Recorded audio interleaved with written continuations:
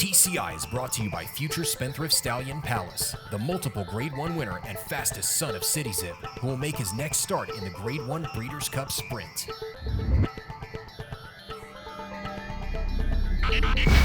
Welcome back to TCI, your inside track to the Breeders' Cup alongside Joel Cunningham. I'm John Siegel. Well, Joel, last Saturday was Super Saturday. We had all those major Breeders' Cup preps.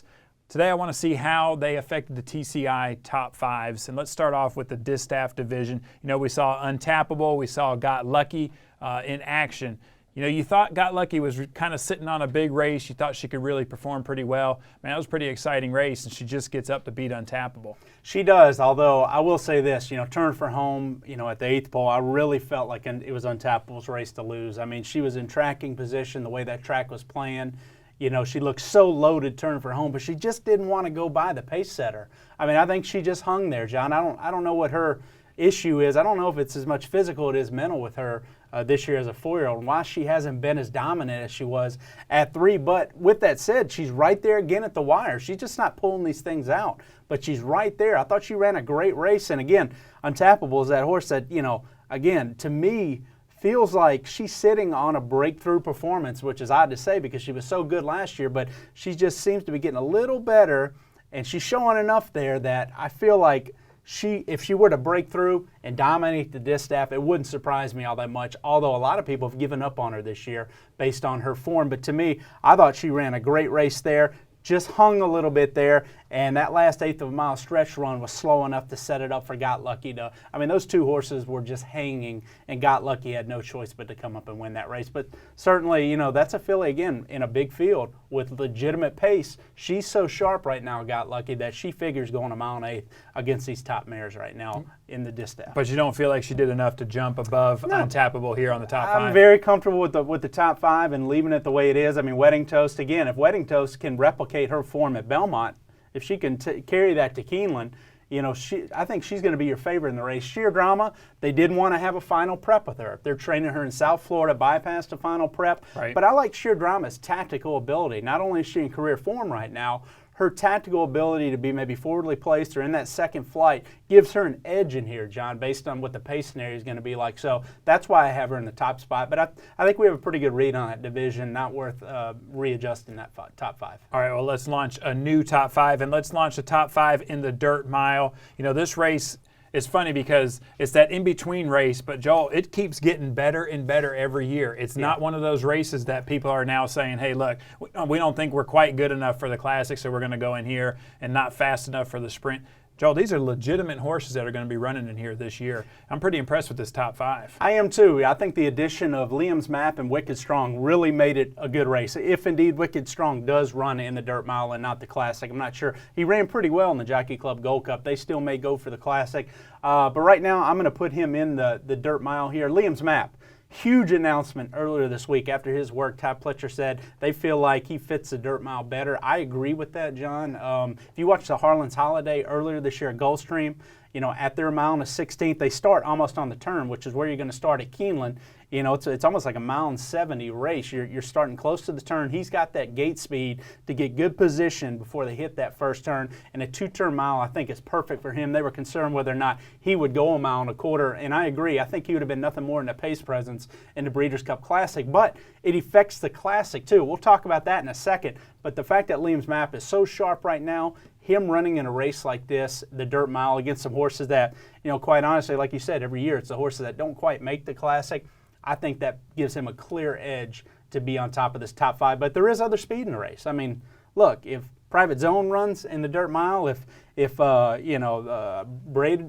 runs in the dirt mile, I mean, some of these horses are very fast. Liam's Map hasn't proven that he can overcome a fast pace and beat top horses. So be interesting to see how much he can control the pace in the dirt mile if other speed shows up. You know, it's also interesting. I see Honor Code in there at number 5. You know, it was a disappointing race. Joe, I just thought he was way too far back. I mean, it was kind of soft fractions up front. You expecting a lot. I see you put him in here in the dirt mile. Was it because of his performance? Yeah, let's see the top 5 again in the dirt mile here. I just feel like, you know, with Honor Code, I think he's better around one turn. I know he proved in the Whitney he can handle 2 turns.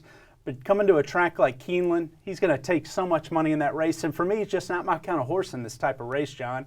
You know, I think Red Vine, you know, getting a mile, two-turn mile, I think that hits him right between the eyes. He beat Honor Code over his track in the Kelso. Wicked Strong, all that class that he has, you know, in good form. I think this will be kind of a drop in class for him, maybe to a degree. And Pertonico, a horse that is the greatest stakes winner at Keeneland, you know, wasn't good the second half of the year, but probably needed his last race in the Woodward, and I think will train up to this and probably make a good account for himself. A horse that can either be tactically placed or have a good stretch kick, Britannico. So I think those are 4 horses to me that are more attractive than Honor Code. All right, well, let's take a look then at the Classic. I know we launched this last week, but we do have one change in here. I see Beholder's moved up, and Coach Inge is now off of there. Why'd you move Beholder up over Toneless when Toneless had a winning performance? Well, and again, this is where pace makes the race, in my view. I mean, if you have Liam's map, if you're envisioning the Classic with Liam's map in it, you know there's going to be a legitimate pace. When you throw him in there, you know, certainly the cruising speed of American Pharaoh, some of these other horses that are pointing for this race, which is probably going to be over 10 horses,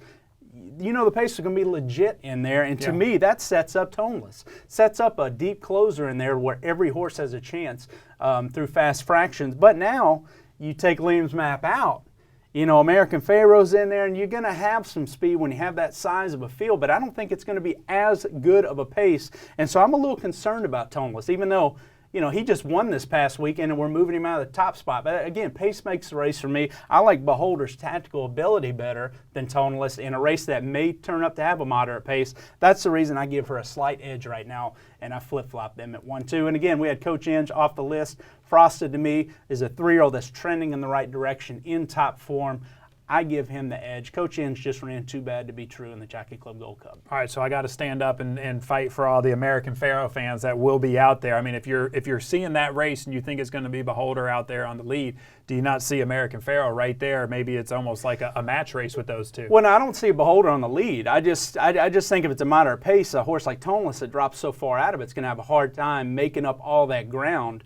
As to where Beholder, if she's able to stalk, she's going to get a serious tactical advantage in a jump over Toneless in this race. I actually see American Pharaoh on the lead. The greatest thing that could happen to American Pharaoh was seeing Liam's map go to the dirt mile, in my opinion. I mean, you did not want to see a brilliant horse like that, you know, and have to battle those fast fractions and have to take on a horse like that on the far turn and then put him away and hold off the closers.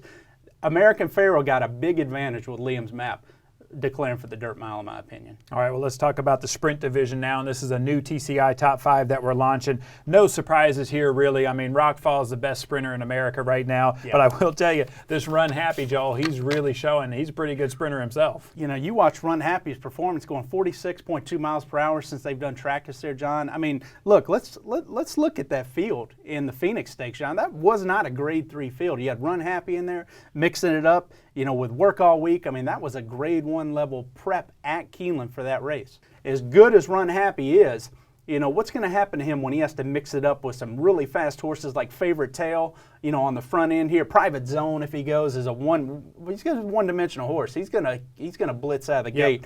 There's so much speed in the sprint every year. I like a horse that has the lick to be able to get out of the gate fast, get good position, but also finish off of it. I think that's important. Run Happy to me is just untested. That's the reason I don't have him as highly ranked as Rockfall. Horse to me has that lick, is so tactical and can do it in so many different ways. The more and more I watch his races, the more impressed I am with Rockfall. And I think he may have needed his last race. So I expect him to be the prohibitive horse to beat. You know, the fact that he's won 7 in a row and Work All Week. Again, those top 3 for me are the best top 3, being the defending champion, being that Work All Week likes Keeneland so much. And then I could throw in a couple closers in there that I think are legit Class C 6-furlong closers, have had good years, and that's Wild Dude and Saludos Amigos. So I think that's a good top 5, but to me, the top 3 really separate themselves from the field. Well, I mean, Wild Dude, he won a grade 1 over the weekend too, so it looks like he's coming in prepared and ready for the sprint as well. Joel, it's going to be some exciting racing for sure. We're going to get out to Keeneland. We're going to start getting eyeballs on these horses like you mentioned. Yeah, the Fletcher horses are here in training.